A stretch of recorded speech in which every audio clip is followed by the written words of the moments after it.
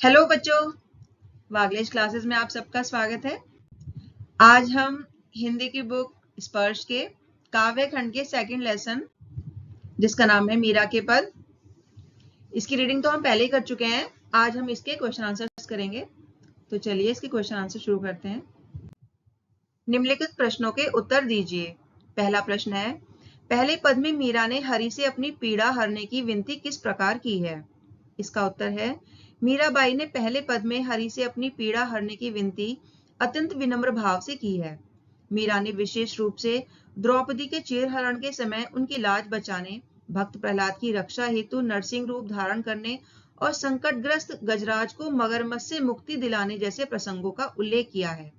इन उदाहरणों के माध्यम से वे यह दर्शाती हैं कि भगवान सदैव अपने भक्तों के कष्ट हरने वाले रहे हैं। इन उदाहरणों को प्रस्तुत करने के बाद मीरा स्वयं को भगवान की दासी बताते हुए सीधे और विनम्र भाव से प्रार्थना करती हैं कि जिस प्रकार उन्होंने दूसरों की पीड़ा हरण की है, उसी प्रकार वे उनकी पीड़ा भी दूर करें। अगला प्रश्न है, दूसरे पद में मीराबाई श्याम की चाकरी क्यों करना चाहती हैं? स्पष्ट कीजिए। इसका उत्तर है, मीराबाई दूसरे पद में श्याम की चाकरी यानी सेवा इसलिए करना चाहती हैं क्योंकि मीराबाई प्रतिदिन अपने आराध्य के दर्शन प्राप्त करना चाहती हैं।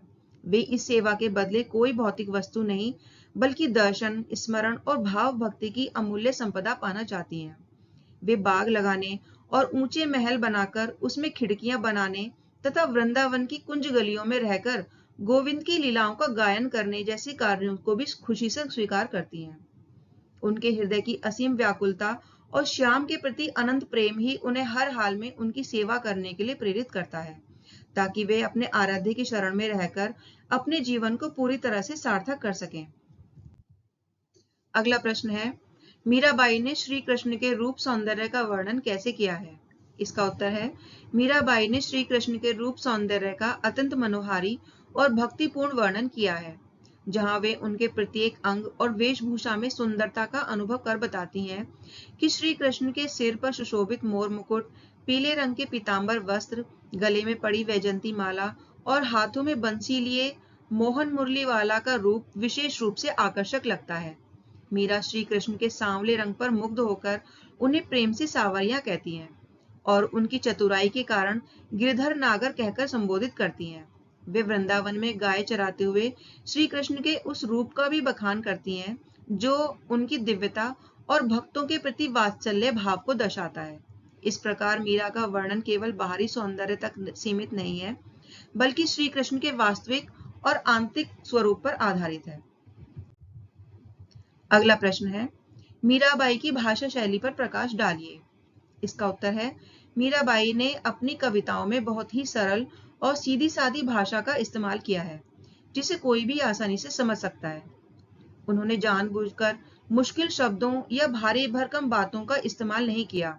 उनकी भाषा में मुख्य रूप से राजस्थानी और ब्रज भाषा के शब्द मिलते हैं और कहीं कहीं गुजराती भाषा का असर भी दिखता है।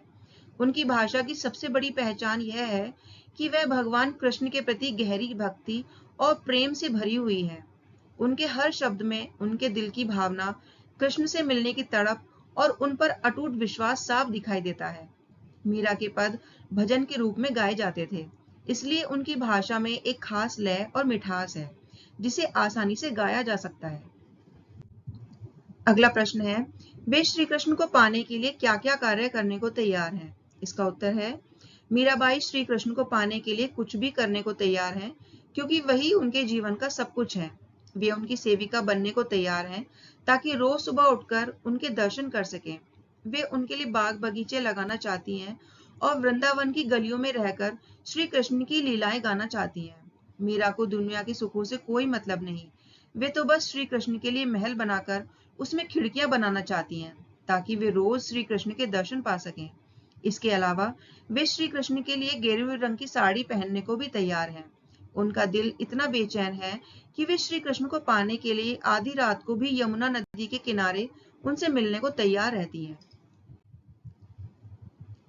नीचे लिखी पंक्तियों का भाव स्पष्ट कीजिए, जिसमें पहला है, हरि आप हरो जनरी भीर, द्रौपदी री लाज राखी आप बढ़ायो चीर, भगत कारण रूप नरहरि धर्यो आप शरीर। इसका उत्तर है, इन पंक्तियों में मीराबाई भगवान कृष्ण को संबोधित करते हुए कहती हैं कि वे ही एकमात्र ऐसे हैं जो संसार के प्राणियों के दुखों को दूर कर सकते हैं। वे भगवान की दयालुता पर विश्वास व्यक्त कर रही हैं। यह मीराबाई महाभारत के उस प्रसंग का उल्लेख करती हैं जब दुशासन भरी सभा में द्रौपदी का चीरहरण करने का प्रयास कर रहा था। तब भगवान कृष्ण ने चमत्कारिक रूप से द्रौपदी के वस्त्र को इतना बढ़ा दिया कि दुशासन थक गया और द्रौपदी की लाज बच गई। भक्त प्रहलाद और भगवान नरसिंह के अवतार के बारे में मीराबाई कहती हैं कि हिरण्यकश्यप के अत्याचारों से प्रहलाद को बचाने के लिए भगवान विष्णु ने आधा मनुष्य और आधा सिंह का रूप धारण किया था। यह दर्शाता है कि भगवान अपने भक्तों की रक्षा के लिए किसी भी रूप को धारण कर सकते हैं। अगला है, बूढ़े गजराज राख्यो काटी कुंजर पीर, दासी मीरा लाल गिरधर हरो म्हारी भीर। इसका उत्तर है, इन पंक्तियों में मीराबाई हाथी और मगरमच्छ की एक पौराणिक कथा का उल्लेख करते हुए बताती हैं कि जब मगरमच्छ ने हाथी के पैर को पकड़ लिया था और वह डूब रहा था, तब भगवान विष्णु ने आकर मगरमच्छ का वध किया और हाथी को बचाया। यह उदाहरण भगवान की सर्वशक्तिमानता और अपने भक्तों को हर विपदा से बचाने की क्षमता को दर्शाता है। मीराबाई स्वयं को भगवान कृष्ण की दासी बताती हैं और उनसे अत्यंत विनम्रता पूर्वक प्रार्थना करती हैं कि जिस प्रकार उन्होंने अन्य भक्तों के संकट दूर किए हैं, उसी प्रकार उनके भी सभी दुखों और बाधाओं को हर लें। अगला है, चाकरी में दर्शन पास्यूं सुमरण पास्यूं खर्ची, भाव भक्ति जागीरी पास्यूं तीनों बातां सरसी। इसका उत्तर है, मीराबाई अत्यंत विनम्रता के साथ भगवान कृष्ण से प्रार्थना कर रही हैं कि वे उन्हें अपनी सेविका के रूप में स्वीकार करें। मीराबाई सेवा के माध्यम से भगवान से जुड़ना चाहती हैं और कहती हैं कि इस सेवा का फल उन्हें भगवान के दर्शनों के रूप में मिलेगा और उनका निरंतर स्मरण ही उनकी सबसे बड़ी कमाई होगी। यह दर्शाता है कि उनके लिए भगवान का सानिध्य और उनका नाम जपना ही सर्वोपरि है। इस सेवा के माध्यम से उन्हें भाव भक्ति नामक अमूल्य संपत्ति मिलेगी, जो उनके लिए किसी साम्राज्य से कम नहीं है। इस तरह उन्हें दर्शन, स्मरण और भक्ति तीनों ही परम लक्ष्य एक साथ प्राप्त हो जाएंगे। भाषा अध्ययन। इसमें पहला है, उदाहरण के आधार पर पाठ में आए निम्नलिखित शब्दों के प्रचलित रूप लिखिए। जैसे भीर का पीड़ा, कष्ट और दुख, और री का होता है की। इसी तरह से कुछ शब्द दिए गए हैं, इनके प्रचलित रूप हमें लिखने हैं।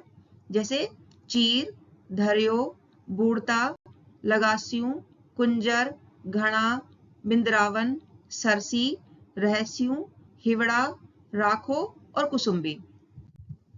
इसका उत्तर है, दिए गए शब्दों के प्रचलित रूप उदाहरण के आधार पर निम्न प्रकार हैं। जैसे पहला है चीर, चीर का होता है वस्त्र या कपड़ा। धर्यो, धर्यो का है धारण करना। बूढ़ता, बूढ़ता का है डूबता या डूबता हुआ। लगास्यूं, लगास्यूं का होता है लगाऊंगी या लगाऊंगा। कुंजर, कुंजर का है हाथी। घना का होता है बहुत या अधिक। बिंद्रावन का होता है वृंदावन। सरसी, सरसी का होता है सफल होगी या पूरी होगी। रहस्यूं, रहस्यूं का होगा रहूंगी या रहूंगा। हिवड़ा, हिवड़ा का होगा हृदय। राखो का होगा रखो या रखिए। कुसुम्बी, कुसुम्बी का होगा लाल या केसरिया रंग का। बच्चों, अब इस तरह से ये प्रश्नोत्तर यहीं पर समाप्त हो जाते हैं। आशा करती हूँ आपको इन प्रश्नों के उत्तर समझ में आए होंगे।